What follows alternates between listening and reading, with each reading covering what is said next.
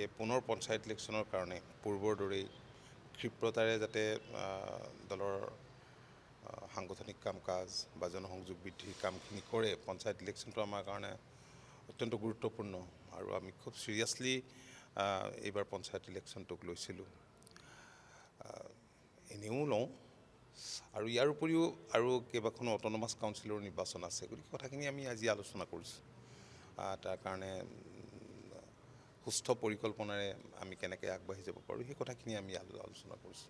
মিত্ৰদল বিজেপিও কৈ আছে যে আপোনালোকৰ যিটো মিত্ৰতা সেই মিত্ৰতা তৃণমূল পৰ্যায়ত যদি কৰিব পাৰি তেতিয়া হ'ব বা তৃণমূল পৰ্যায়ত বুজাবুজিকৈ হ'ব, সেই সন্দৰ্ভত কিবা আলোচনা হৈছে নেকি? মাননীয় মুখ্যমন্ত্ৰী ডক্টৰ হিমন্ত বিশ্ব শৰ্মা ডাঙৰীয়াই কেওটা মিত্ৰ দলকে লৈ UPPL আছে। UPPLত বাৰু আপোনালোকে জানে যে সেই অঞ্চলত এতিয়া পঞ্চায়ত নিৰ্বাচন নাই। অগপকো একেদৰে লৈ পেলাই আগুৱাই লৈ যোৱাৰ কাৰণে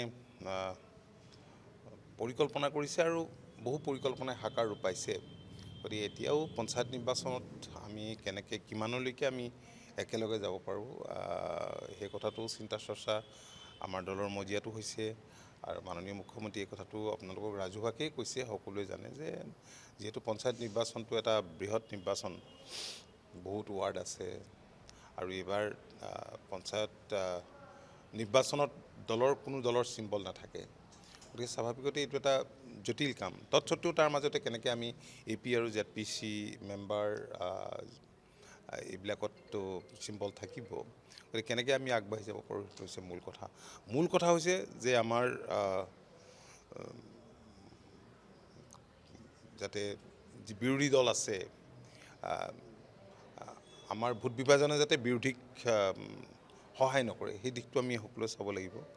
সেই দিশটোৰ কথা নিশ্চিতভাৱে আছে আৰু আমাৰ বিশ্বাস যে যোৱা দিনবিলাকত যোৱা সময়খিনিত মই পূৰ্বৰ কথা নকওঁৱেই, 2021 চনৰ পৰা ৰাজ্যখনৰ যিদৰে বিকাশ ত্বৰান্বিত হৈছে আৰু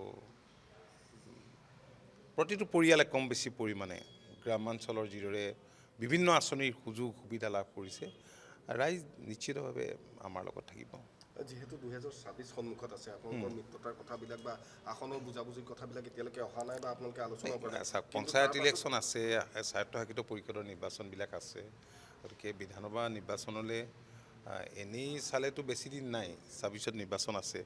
পঞ্চায়ত নিৰ্বাচনৰ পিছৰ পৰ্যায়ত আমি এই কথা বতৰাবোৰ পাতিম। কিন্তু তাৰ মাজতে দেখা গৈছে যে আপোনালোকৰ দলৰ কিবা গৰাকীও নেতাই, সেয়া লাগিলে সত্যব্ৰত কলিতাই হওক, অন্যহাতে যদি আপুনি জয়নাথ শৰ্মাৰ কথা কওঁ, সত্যব্ৰত কলিতাই মুকলি কৰি কৈছে যে তেওঁ এবাৰ নিৰ্বাচন খেলিবই। আৰু তাৰ লগতে জয়নাথ শৰ্মাৰ বিৰুদ্ধে হৈছে শ্ৰীপাদৰ যিগৰাকী বিধায়ক, তেখেতেও বিভিন্ন ধৰণৰ টুলুঙা মন্তব্য কৰিছে, কাউৰী কুলিৰ লগত তেখেতক ৰিজাইছে। গতিকে আভ্যন্তৰীণ এই বিষয়বিলাক একো সমস্যাত নেপেলায়। কাৰণ আজি চাওক, আজি AGPতেই চাওক বা BJPতেই চাওক, প্ৰতিটো দলতেই এটা এটা সমষ্টিত কেইবাজনো আশা কৰিব পাৰে। আশা কৰাটোতো ভুল নাই। গতিকে কেতিয়াবা আপোনালোকৰ দৰে সাংবাদিকে প্ৰশ্ন সুধিছে, কিবা এটাতো ক'ব লাগিব, সেই কথাখিনিও আছে। গতিকে মানুহটোৰ ইচ্ছা থাকিবই লাগিব ন। যদি চব বোলে ইচ্ছা নাথাকে, 126টাহে ইচ্ছা কৰিব, তেনেকুৱা কথাটো আৰু কেনেকৈ সম্ভৱ হ'ব পাৰে? সেইটো কথা নহয়। সেইটোৱে আমাৰ দলৰ ভিতৰতে হওক বা মিত্ৰতাত কোনো ধৰণৰ অসুবিধা নেপেলায়। যাৰ পজিশ্যনটো ভাল, মূল কথা হৈছে যে এটা বিধানসভা সমষ্টিত প্ৰাৰ্থিত্ব দিওঁতে নিশ্চয় সকলো দলেই এটা কথাই চাব যে উইনিং পচিবিলিটি কাৰ আছে। মূল ক্ৰাইটেৰিয়াটো হৈছে উইনিং পচিবিলিটি, উইনিঙৰ সম্ভাৱনা থকা। আজি ABCD এই চাৰিজনৰ ভিতৰত কোনজনক দিলে লাভ হয়, সেইটো ডেফিনেটলি চাব। আৰু যিহেতু মিত্ৰতাত আপোনালোকে দেখিছে যে অসম গণ পৰিষদৰ চিটৰ সংখ্যা বহুত নহয়, 29-30ৰ ভিতৰতে আমাৰ থাকে।